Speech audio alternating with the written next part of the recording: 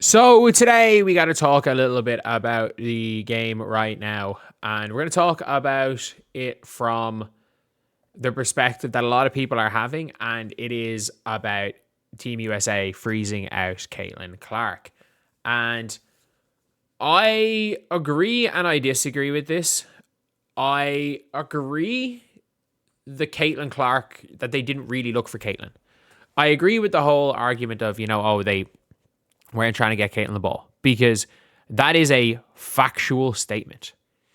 Team USA made no attempt whatsoever to ever get the ball into Caitlin's hands.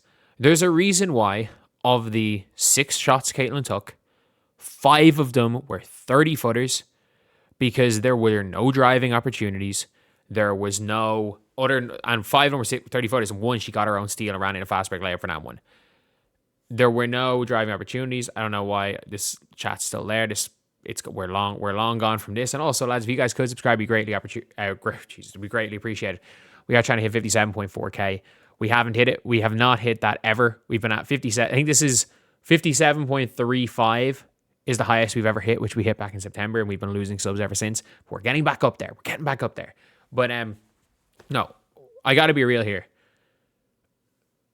I'm going to rewatch this, and you'll see in probably an hour after this video comes out, because I'm recording all these right after the game. An hour after this video is going to be the Senegal coach the Puerto Rico coach did everything to stop Caitlin Clark. But from what I've taken from the game, the Senegal's tactic was to take the ball out of Caitlin's hands, and their tactic was to slow it down, especially when Caitlin's on the floor. But also when it came down to it, in the half court, they played a shitty 2-3 zone. And by shitty 2-3 zone, I mean they played a flat 3 at the back. One person guarded Caitlin Clark at all times. The other person played a 2-3 zone normal. So whatever was one pass ahead, if Caitlin Clark stood at the top of the 3-point line, whoever was on the opposite wing was wide open. They just didn't guard whoever was on that wing. They left one player wide open at all times in their zone, and basically just to guard Caitlin Clark at all times. It was it was a very obvious thing. They didn't want the ball in Caitlin's hands. So I think when we're looking at it, there's a difference between individuals making a choice on the day to say, I'm giving the ball to the open player, which is what I think they did today. A few times transition, it was a bit iffy, but I don't think it was people are like, oh, this is a calculated effort to freeze out Caitlin Clark. No, it's not. It's not a calculated effort to freeze out Caitlin Clark. Puerto Rico did not want the ball in Caitlin Clark's hands. So Puerto Rico ran defenses to slow down Caitlin Clark, and it didn't slow down. At times it slowed down the lines when she was on the floor. They did what they could to stop Caitlin, and what ended up happening was, let's just go to a hypothetical. We're bringing back paint online, and this is one of these things where it's if you guys don't know on this channel, it is the iconic paint online where we draw this. So we're going to draw the court out here. Court is here. 3-point line. Free throw line. Halfway line. So the reason why Caitlin was getting open from 30. So the defense, let's just say Caitlin's here. Then we have Jackie here. We have Ryan here. And they played a really, really shitty zone offense. And let's just say, I don't even know what the lineups were. Let's just say it's Monique Billings and De'Erica Hamby here. So what their defense was doing, they were setting up like this.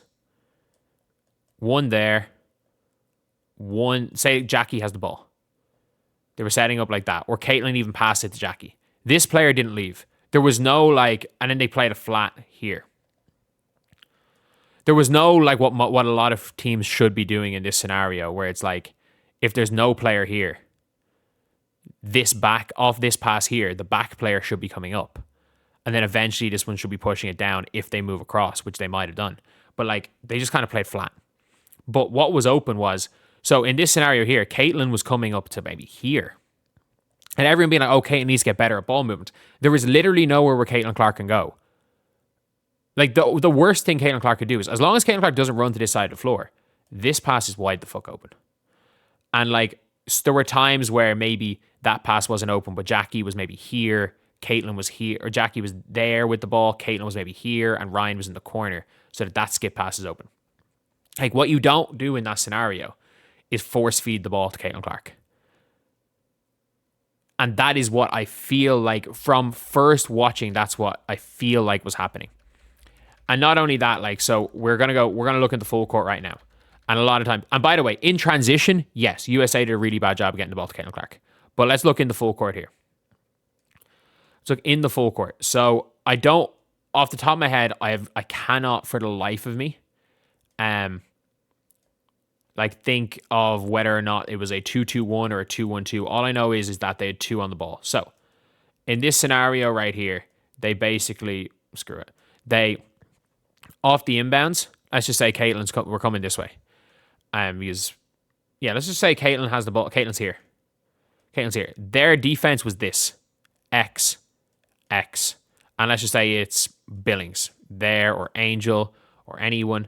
And then what ended up happening a lot of the time was Caitlin was getting the ball here, or maybe she was getting the ball here or here. That's just for argument's sake, say Caitlin got the ball here. Caitlin's getting the ball here. And then it's Angel in there. Inbounding the ball is Hamby. And then you have Ryan, say, here. And someone's gone along. So what they ended up doing on the defense was they had players here and here. And a lot of the time in the press break, this player almost went to here. This player kind of came to here. And this pass is wide the fuck open. So what ended up happening was this pass is wide open. Then Angel would hit whoever's here. Let's just say it's Jackie. Angel will go and hit Jackie.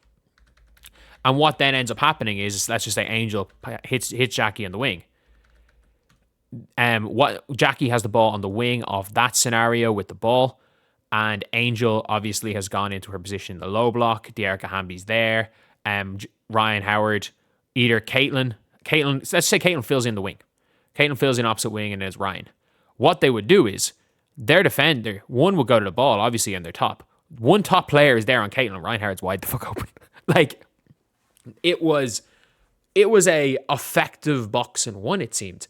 And in this scenario here, I'm sorry, you can't say Caitlin's being frozen out when Ryan's wide open.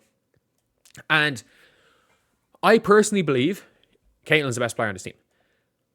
But, like, just optically, you can't really expect a star, not even optically, just you can't expect mentality-wise, a star player for their team to be willing to defer to an extent where they would pass up like they would rather make a pass to a Caitlin being denied than a wide open Ryan Howard or a wide open Jackie Young.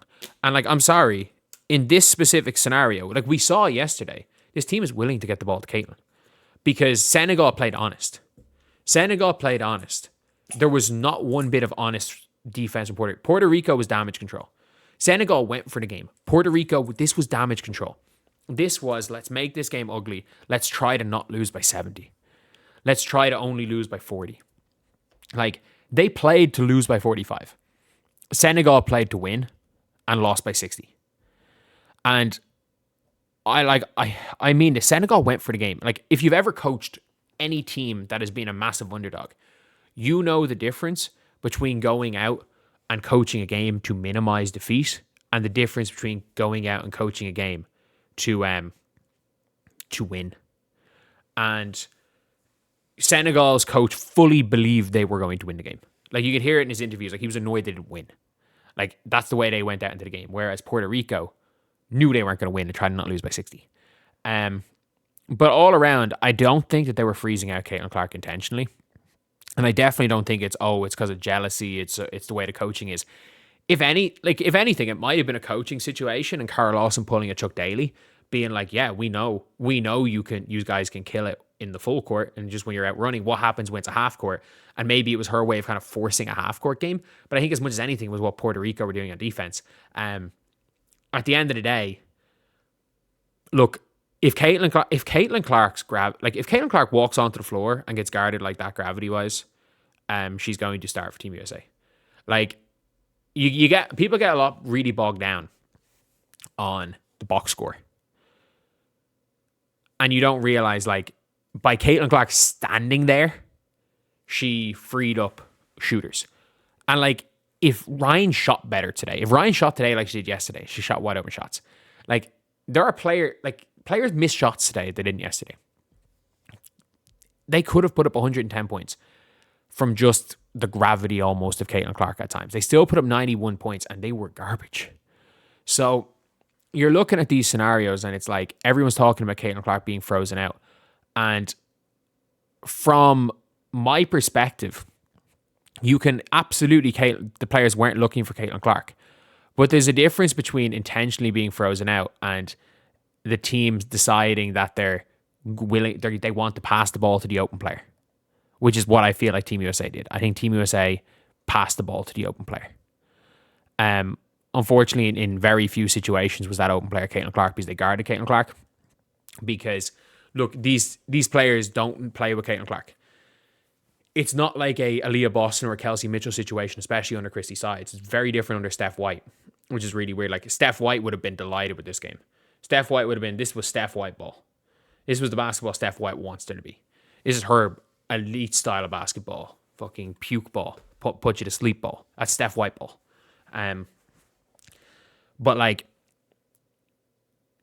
what happens in the Fever, especially in the post-side 7 seconds or less era of Fever, is that when Caitlin Clark gives up the ball, there's some form of action to get her the fucking ball back. Whereas on this team, there isn't. Like, Caitlin is, I believe she's the best player on this team. But at this point in time on Team USA, Caitlin is not the team.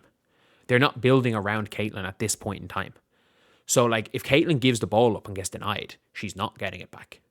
Like, it's just a thing. Like, I mean this, the only player on the team who is going to get touches while being denied is Angel Wilson because she's a post player. Like, if Sabrina Ionescu gives it up and gets denied, Sabrina's standing in that fucking corner too. That is just the way this works in this scenario. It's the way it works Team USA. And yes, is it annoying? Is it some weird personal jealousy towards Caitlin Clark and we saw Caitlin Clark at her best? No. It's the way things work in these types of teams. There is too much all-star level talent for them to force the ball to Caitlin Clark when she's being guarded tightly when there's an all-star that is being left wide the fuck open because of Caitlin's gravity. Or there's a 4-on-4 situation. If Puerto Rico played man, the denial of Caitlin Clark doesn't work. Why? Because Caitlin Clark doesn't give the ball up initially. Because it's not a case of Caitlin Clark giving the ball up and being denied. Caitlin Clark doesn't give the ball up. She gets screened. She gets hit with a couple of screens. Team USA's zone offense does not have any screens. Their zone offense is fucking garbage, by the way. But it doesn't have any screens. It was not an intentional freezing out of Caitlin. It was Puerto Rico's game plan. And it worked. See you guys.